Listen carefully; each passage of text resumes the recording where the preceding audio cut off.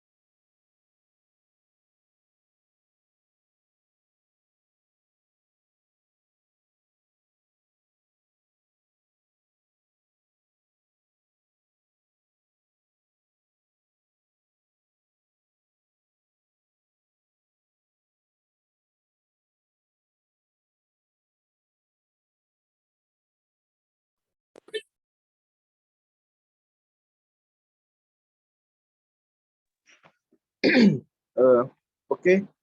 Good morning, all dear students. So only 20 students are present. Just again 2 more minutes I will wait.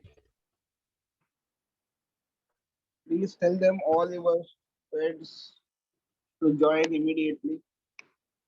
Before half an hour I shared the link, but only 21 students are present, including me.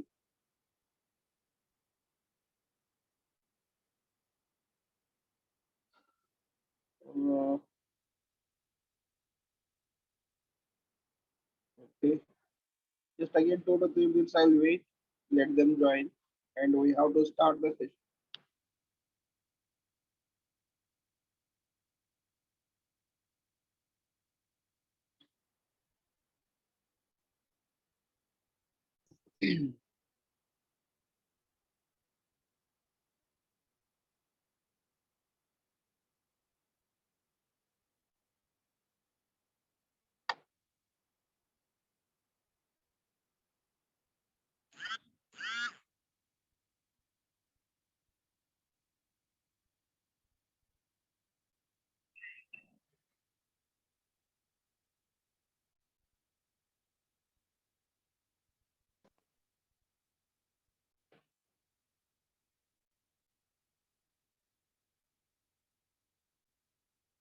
Okay.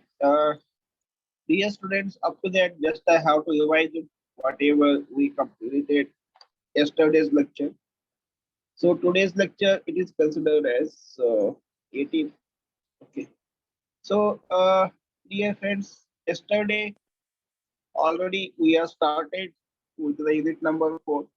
So please, am I audible, all of you?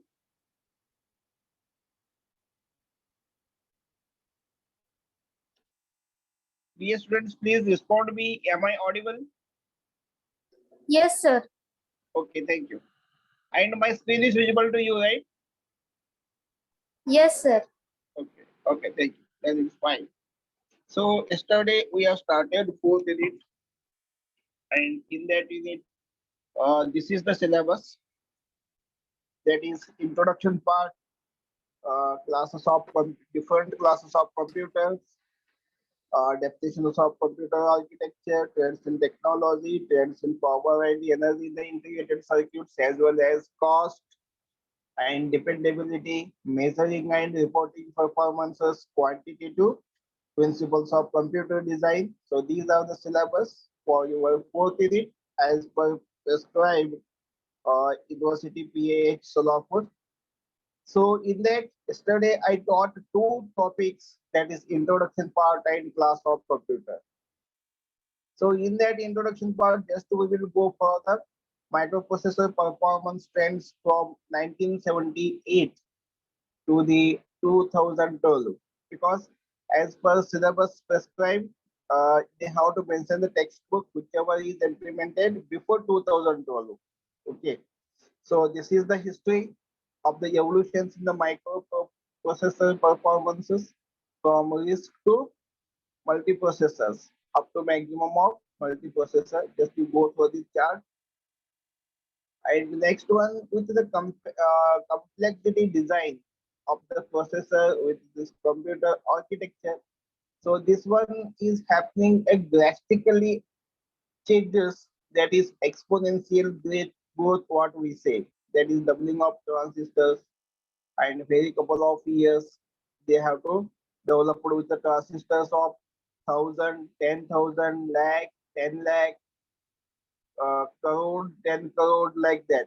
Up to 2000, they have to use it crores together transistors in the development of computer architecture. So this graph explains clear idea about 1970 to 2000 year with the 1,000 to crore transistors, how it is going to be implemented in the computer architecture. That is by using the Moore's law. We have to say by using the Moore's law, they have to calculate it. So after that, some technology and demands due to the drastical changes in the computer architecture by adding the new transistors from 1,000 to crores together transistors, and that requirement is going to be more, and that demand is becomes a more in the market for that new technology, whatever they are implemented up to 2000 and 2012. So every year the technology and demand, it is vice versa. It is like a two face of same coin. Okay, if one face is image is increased, demand is increased, and automatically the technology is also going to be, they are implemented more in that. That is for the communication media and entertainment networking, and that is for exponential growth of the design complexity. So for the verification complexity. So these all growth should be happened. That's the part of introduction about the computer architecture. And in the second part, the classes of computer. Next syllabus copy, that is classes of computer. So in this class of computer, mainly three classes are there. That is desktop computers and server computers and embedded system computers. So desktop computers are mainly, they have to use with the price of $500 to $5,000. As our Indian rupees, we have to say that around 1,000 to 10,000. Okay, and the server, it is through the availability of scalability and embedded, that is application specific. So for the each class, we are given one example. So desktop computers as is nothing but as daily basis what we are using, and server computers are nothing but it is a one server which can communicate to all the client machines. An embedded system, that is one which is used for standalone application, not standalone and alone. So for example, bus conductor drivers, they have to use the ticket machines. Okay, so this is the embedded system. So this much we have to saw in the yesterday's class. Now I am going to start with uh, third topic, that is definitions of computer architecture. Okay, so in that, first we are going to define the computer and the architecture. So what is computer? Computer is nothing but it is a set of instruction machines which is going to be to do a particular task as per user requirement. And architecture is now what? It is like just like a frame, and to assemble all the peripheral devices in a systematic manner and make it as a single frame, that is nothing but we have to say architecture. So then how to define the computer architecture? So I have to given you two definitions of computer architecture. Anyone you can select over here. So in the first definition, the computer architecture is a specification detailing how a set of software and hardware, very important, it is a specification details of how a set of software as well as hardware, that's what I'm using the word and, software and hardware technology standards interact to from a computer system, interact between the computer system or a single platform. So that one is how to say computer architecture. And in a short, the computer architecture refers to how a computer system is designed and what technology it is compatible with. Very short, again you have to define the computer architecture. It is a short computer. In short, it is a computer architecture refers to how a computer system is designed and what technology are compatible with in it. That is a one way of computer architecture definition. And in another way also you have to define with other sentences as with other context and meanings of the word architecture. The main by focusing the architecture word, computer architecture is like it's the end of the art,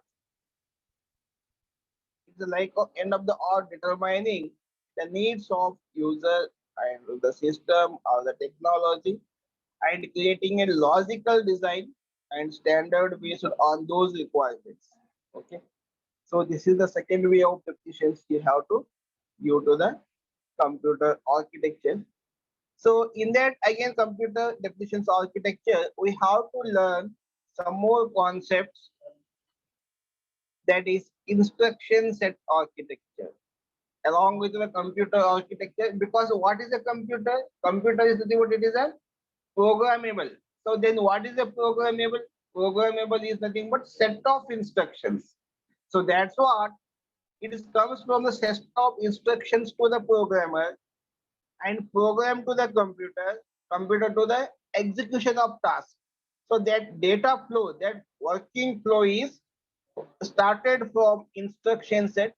So in that instruction set architecture, and instruction set architecture is a specification of standardized program visible interface to hardware and comprised of, that is maybe a compressor we have. So in this instruction set architecture and a set of instructions that may be a types and operations associated with the arguments, fields, and assembly syntax, binary coding, encoding, binary decoding, all those aspects are comes under this instruction set. And in the second point, a set of named storage locations also, and addressing modes, registers, memory modes. So different kinds of addressing modes also you have to aware of that. That is register addressing mode, direct addressing mode, indirect addressing mode, implied addressing mode. Okay, so many addressing modes also there. That also depends upon the instruction set architecture. And a set of addressing modes may be a different purposes in the locations of microprocessor you study, and some types of and sizes of operands. So these are control flow instructions and often an input and output interfaces. Usually we have to use it for memory map. So that input and output interfaces, you are using 8257 microprocessor chips in your microprocessor. That is totally depends upon IO map interface, IO map usually for memory map purpose they are using. So here, along with this instruction set, some of instruction set architecture extra also is there. That is with the class of ISA. So the ISA is nothing but what? Instruction set architecture. There is a one class. So in that, today we are classified general purpose register architectures, whereas the operands are either to be register or a memory locations, and the different kinds of MIPS. MIPS means many instructions per second. Millions of instructions per second is going to be executed. That one we call it as MIPS. And that should be based on 32-bit, 16-bit, 64-bit capacity of the data flow. And the second one is memory addressing. So the memory addressing is nothing but by the pointers.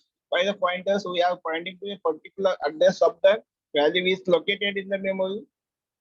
That is virtually all the desktop and server computers, including MIPS. That is, MIPS means millions of instructions per second is going to be executed in the addressing and to memory operands. So in the next one, addressing modes. As of you know, addressing modes, mainly 5 addressing modes: register, direct, indirect, implicit registers, implied. So these are the intra addressing modes, inter addressing modes. Many addressing modes are there, that is there in your microprocessor. In addition to this, some specific registers, constant operator operands, and addressing modes specified with the address of memory object, and some of the register immediate or constant and displacement, where the different kinds of addressing modes are used in this field. So that is totally depends upon addressing modes of instruction set. Next, types and size of operand. So in that, most likely the instruction set architecture and millions of instructions per second execution that should be mainly using for 8086 and which can support with the 8-bit and 16-bit ASCII character. 8085 supports with 8-bit and 8086 is supports with 16-bit, that is Unicode character. Okay. And for the word 32-bit and 64-bit as respectively. And in the operations, so many of the operations like arithmetic operations, logical operations, increment operations, decrement operations, shifting operations, all those are done with the operations by the instruction set architecture. And some of the control flow instructions, the control flow instructions may be a jump instruction, jump on equal, jump on non-equal, those kind of conditional and unconditional branches. Those instructions are operated in the operations, sorry, in the control flow instructions. And at the last, encoding of instruction set architecture. So decoding and encoding is very important in any software language.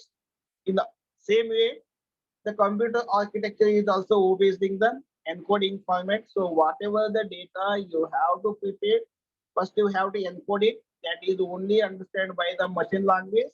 After that, again you want to become a decoding it as per human being understands. So these means are main set of instruction architecture.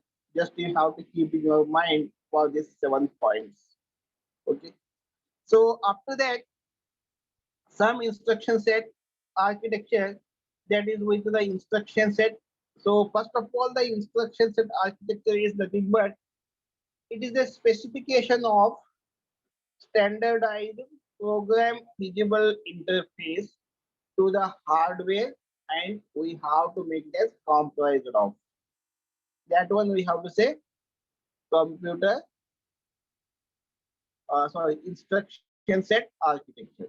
So in that we are using set of instructions, set of named storage locations and addressing modes, set of addressing modes, types and sizes of operating modes, and control flow instructions of an input and output, memory map instructions also we have to use it in here.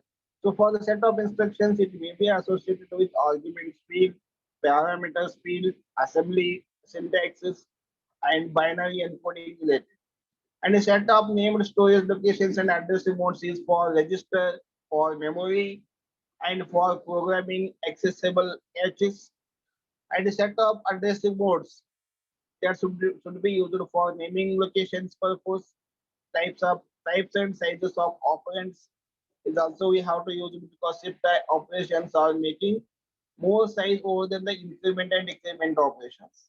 So control flow with the jump instructions like conditional and unconditional jump instructions.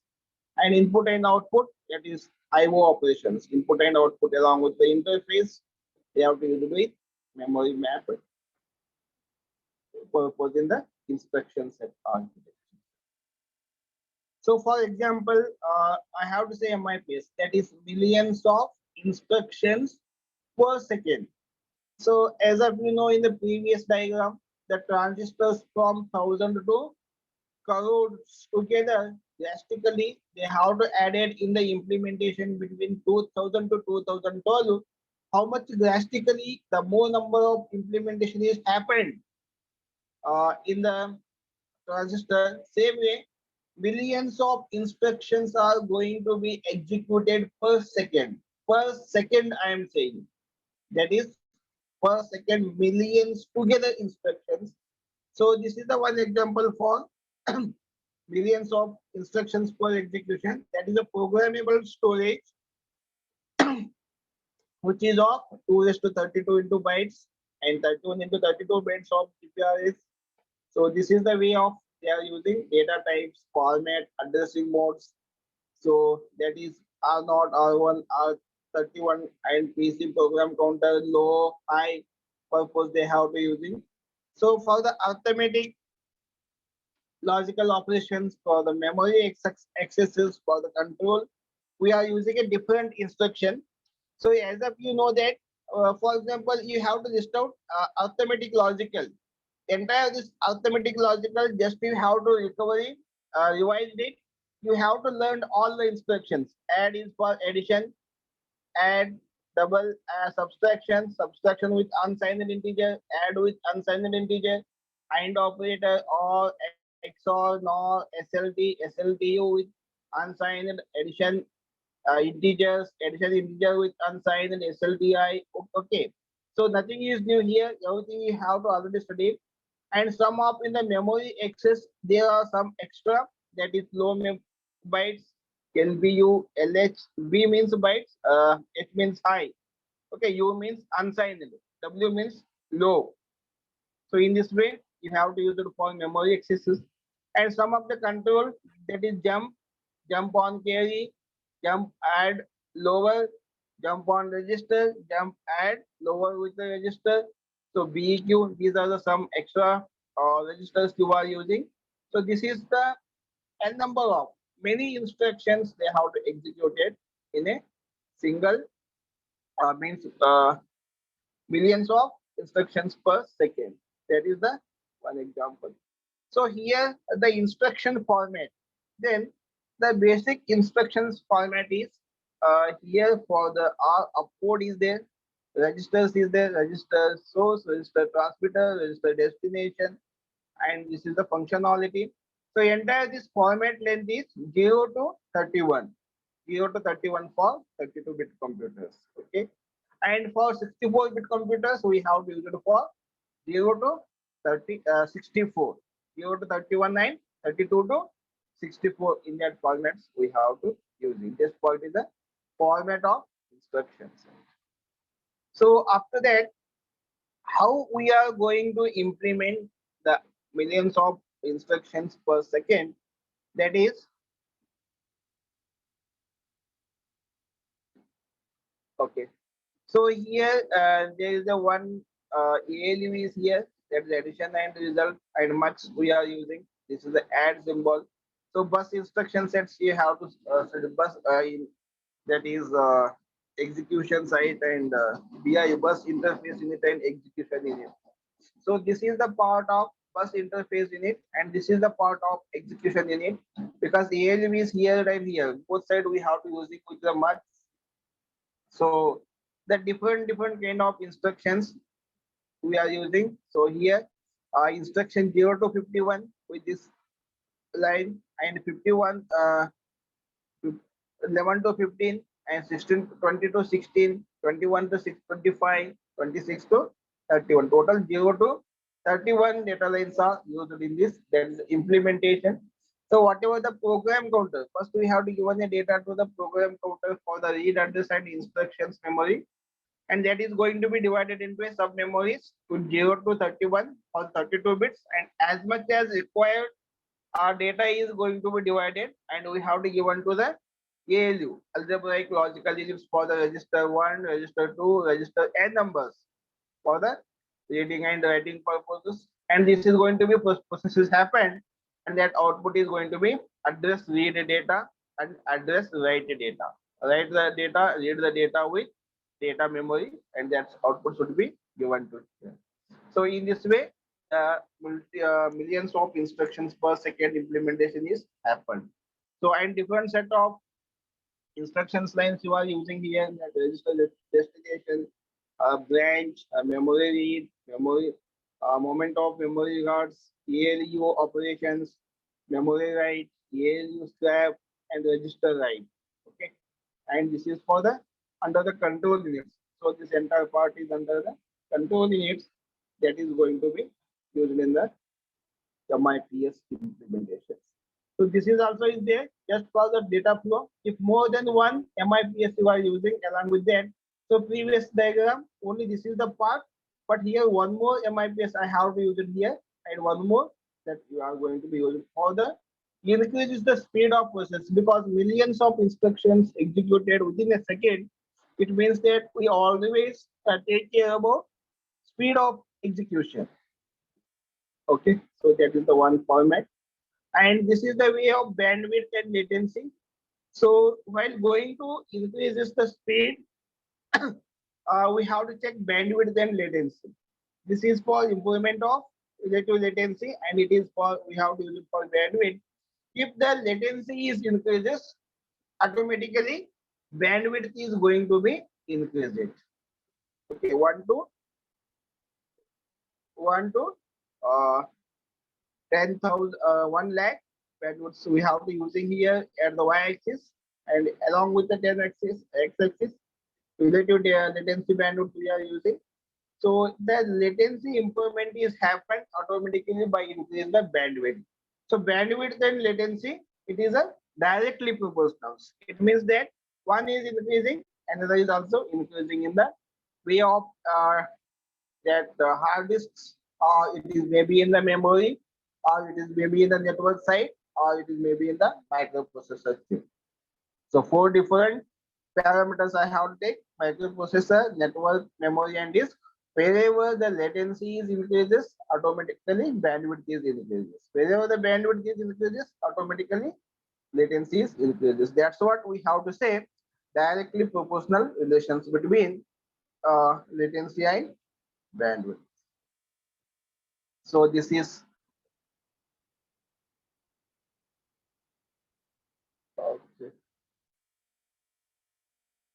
this is all about that is trends in technology and defining the computer. Okay,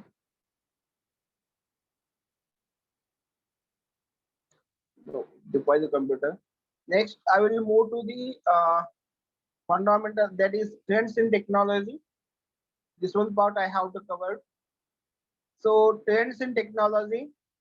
What are the different technologies we have to use it for computer architecture? Here are some components and scaling of performance we are using for the wire and for power. So as per in the component, the IC technologies, that is transistors we are using, chip increases with the 50 percentage per year we are using. And dynamic RAM. DRAM means dynamic RAM. IC technology. IC means integrated circuit technology. DRAM. So DRAM is used for density increases up to 40 to 60 percentage per year of that machine. And magnetic disk. So the density increases more than 100%. Density increases more than 100%, and more number of data we are going to be stored in the magnetic disk. And network, to transfer of the data, the network is most essential. So that network we are using ethernet from 10 to 100 mbps, megabytes per second, minimum 10 and maximum 100 mbps to 10 years per mega. But nowadays it is going to be more than 100 mbps or gigabytes also increased in the 5 years. And next one, that is scaling of performance. So the wires and power is very important for the future size. With the 10 micron in the 1971 they are using, but it is nowadays it is using more than 100 micron. In the 2020, more than 100 micron we are using now. So the microprocessor organization improvement is also happened with the wire side power. And wiring delay. Wiring delay in the sense, if we are using the wire, the more complexity again we have to face. Every time physically we are going to connect with the wire. So for that, nowadays Wi-Fi only we are using. That's a better options for scaling performance. And the power issue. There is no power issue nowadays because LEDs we are using, microchips we are using, they are consuming very less power compared to previous desktop computers. So this is the technology is more, and the trend is also very good nowadays in the market. So this is the different trends, that is bandwidth and latency. So today's I have to cover. And one more, trends in power and energy. So trends in power and energy, that's the topic of your syllabus. So here in the trends, power density continues to get worse because continuous power uses. So for that, the trends in the power and energy is more efficient and power is going to be less consumed. So the sulfide hot place power density in zero point 0.5 microseconds. That will be a long reach for the nuclear reactor. So this one we are using in the semiconductor devices, that is processor, especially known as Pentium processor. So I386, you have to study it 80286, 80386, 80486 as your microprocessor. So I means Pentium IC chip, that is power structure. So that is 80 microprocessor chip 80386, 80486, and Pentium, Pentium Pro, Pentium second, Pentium third, like that. That is going to be new versions of Pentium uh, I generation will be happened. I processors. Okay. Intel, I in the sense what? Intel will be. So this way the rocket nozzle suns is going to be increased. So in that there is a one Intel 80386 consumes that 2 watt power, and which is a 3.3 gigahertz Intel Core i7 consumes 130 watt. Okay. So it means that the power consumption is also less compared to the more increasing the version of Intel processor, and heat must be disappeared, and it is a limit of what they can cooled by the air. In the normal air, in the, you have to take it in the olden pieces, they have to use inside one cool, air cooler. That fan is there, but nowadays no need of fan, because that is limit of what the cooled air is already. Normal air only the machines get cooled. So that is also from 78 to 2012.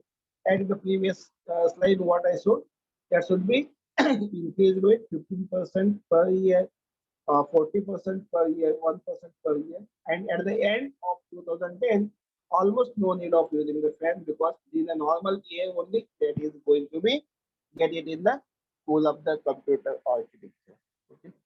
So this is the sense. And one more, that is power and energy. So as of we know that if the power is increases, energy is also increases. But as our capability, less power, we have to get in good energy. As the formula, you have to know that E equal to integration of energy is equal to integration of power into with respect to time. So power is here. This is the energy. How much power you are increases, based on that, the energy is also going to be increased with respect to time.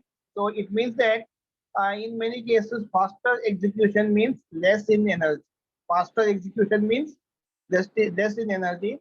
But the opposite may be true if the power has to be increased or to allow the faster execution.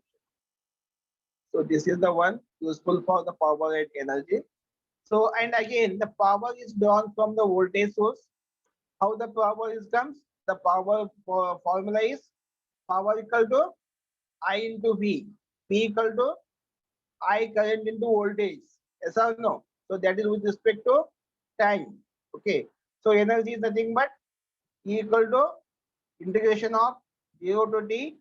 That is with the power with respect to t. So again, in the place of P, you have to use the formula of power. It becomes I into P with respect to time dt. So total the average power, how we are going to be calculated? The average power we are calculating the E by T, energy by time. So that is, we are going to be 1 by T into Pti T. Okay.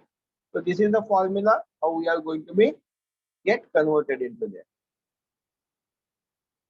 So so many things we are going to be learning here. So again, uh, that is the dynamic power how we are going to be calculated.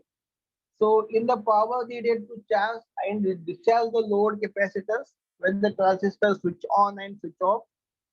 For the capacitor needs to charge for output to 1 or for output to be 0 capacitor that needs to discharge. So this repeats the time with the time over on an interval of t. So as per we know that in the previous slide, P equal to 1 by T, 0 to T, here that current and voltage. So again, you have to convert it into, take your voltage outside.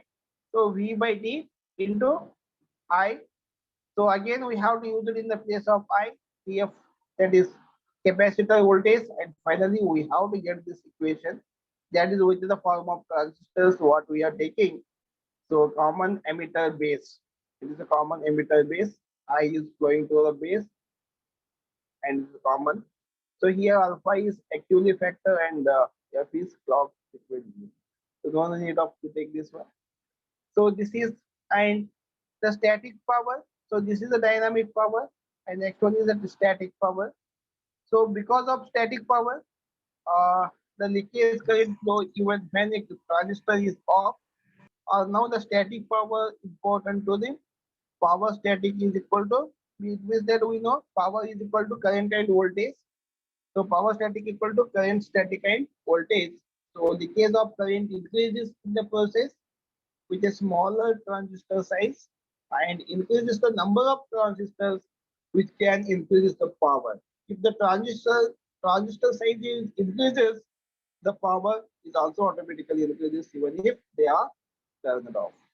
So in the 2006, there is a one example that is goal for decrease of 25% of total power consumption. It is a high performance design at 40% nowadays. And a very low power systems, even state voltage to inactive models to the control loss due to the leakages they are using. So this is the one technique I will show you, that is reducing energy consumption. If we are using Pentium to crochet, Pentium to crochet, new applications is coming for you, that is totally increasing the power 30 to 80 percentage. 30 to 80% the power is going to be increased here. After that, after that, in the dynamic power management (DMP), so that run operationally, and that ideally is used for the software routine may stop to the CPU central processing unit whenever it is in the use, while monitoring interrupts and sleep, that is shut down, either it is sleep, idle. So there is a mainly three takes in the dynamic power management. It may be a run, it may be idle, it may be a sleep. Whenever the system is in the operational mode, that is going to be run the power. The system is in a not operational mode, just it is going to be turn on, not turn, just it is going to still idle, that is in the idle mode. Idle mode means the power is not using. If the system we are not going to be used, that one we have to say either it will be shut down or keep on activity, or we call it as sleep. Sleep means shut down, idle means not using, but it is in the running mode, and run is the running is there in the operationals. That is run, idle, and sleep. That programs. 10 microseconds if it is taking the run, 10 microseconds, and if it really bad. Okay. So as per I have to show the diagram of dynamic power management. So that is also calculated in the dynamic voltage scanning, DVS, E equal to power into time, and power is directly proportional to the voltage square. So E is the sense energy, P power. Okay, in this equation. For example, E is directly proportional to V into I, and V square into T. That is, E is again directly proportional to V square into T2. Namely, E1 by T. That calculation should be happened with the time and the voltage. Time, voltage, and energy, P is power. Okay. So next, one more slide, that is the multi-course low power. So multi-core low power in the sense one core with the frequency that is 2 gigahertz, and two cores with the 1 gigahertz frequency. So same performance would be happened in 2 gigahertz and 1 gigahertz, but taking the working flow is more. Output is getting more, that is 1 gigahertz. Core needs one fourth power of compared to 2 gigahertz. Okay. So there is some new challenges in the power and energy share. So here the performance concern is the increasing in the performances and more reliability concern, and this having more yeah, bandwidth and latency is also getting good, that is more challenging. We have to do this uh, power and energy, trends of power and energy. So just today I have to cover Yesterday I have to cover introduction part, classes of computer, and today I have to cover definitions of computer architecture, trends in technology, and trends in power and energy in integrated circuits. So next class I will take trends in cost and dependability. So maybe tomorrow first class I don't have because as per new timetable you are getting tomorrow first class that is CIP. So for that yesterday I have to took 1:30 the CIP class to computer architecture. Okay, dear students, let's them. I will take attendance. Please wait.